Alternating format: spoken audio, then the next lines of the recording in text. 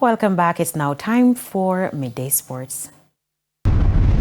Kerry Lee Ricketts, coach of a 2019 World Long Jump champion Tajay Gayle, has confirmed that his athlete received a medical exemption to miss the recent National Senior Track and Field Championships.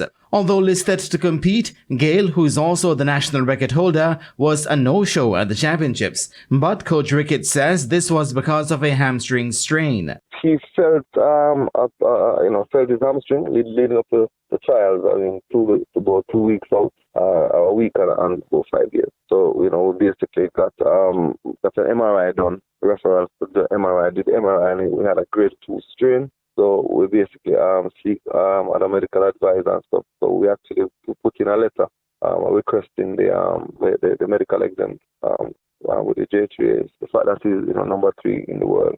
But he had all intentions to compete, but I'll say it didn't make any sense to actually risk it. Ricketts says Gayle is expected to be back in competition by the London Diamond League meet on July 19 as he vies for a place on Jamaica's World Championship team. So we have been doing rehabilitation in the pool. We're doing physio as well. His range of motion is back to normal. There's no pain in the area. There's no stiffness. Working on whatever scar tissue here. So he's really improved, especially we did a test on Friday. Range motion and strength test, and he's way ahead, and so I can see him back in action by the London Diamond League. Meanwhile, as per J3A's rules, athletes ranked in the top 3 in the world in their respective events at the time of the national championships can be granted a medical exemption to miss the national championships. The men's long jump at the national championships was won by Cairo McLeod, who leapt 8.16 meters to defend his title.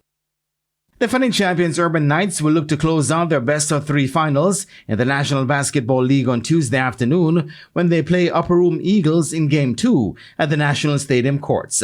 The Knights won Game 1 of the series 61-57 last Thursday, with Alex Levy scoring a double-double of 19 points and 11 rebounds. The Knights could, however, be without top player and vice-captain Omar Barnes, who was pulled from Game 1 due to injury. Coach of the Knights, O'Neil Brown, says he's prepared to win with who he has. Right through this competition, we lose a player here and there, whether it's by work and travel or personal reason.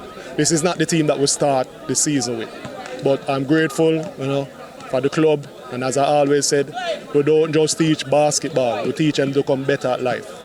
Meanwhile, coach of the Eagles, Simon Brown, says that turnovers cost them dearly in Game 1, but they will not make the same mistakes in Game 2. Defending champs, they've been one of the main contenders. As much as people have given us respect, we are still underdogs. So big up to Urban Knights for the win, but at the end of the day, we're coming for blood next game.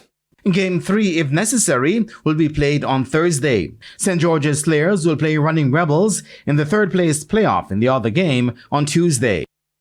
Despite a heavy defeat to world number 4 ranked England on Sunday, Reggae Girls head coach Hubert Busby Jr. believes the inexperienced players did well given the absence of 4 players with World Cup experience. Speaking following their 7-0 defeat to the England Lionesses, Coach Busby said the new players will present the coaching staff with options for future matches, including the World Cup qualifiers, which begin in October. We've got a lot of young players getting valuable minutes.